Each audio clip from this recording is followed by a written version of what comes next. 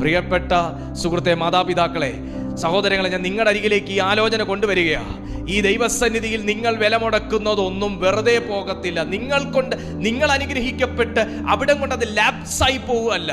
പിന്നെ പ്രാർത്ഥിച്ച് പ്രീമിയം അടയ്ക്കാൻ നിങ്ങൾ ഈ ഭൂമിയിൽ ഇല്ലെങ്കിലും നിന്നോടുള്ള ദൈവത്തിന്റെ ഫേവർ, നിന്റെ ഉപവാസത്തോടുള്ള എൻ്റെ ദൈവത്തിന്റെ കടാക്ഷം, നിങ്ങളുടെ പ്രാർത്ഥനയോടുള്ള എൻ്റെ ദൈവത്തിന്റെ പ്രീതി നിങ്ങളുടെ മക്കളെയും മക്കളുടെ മക്കളെയും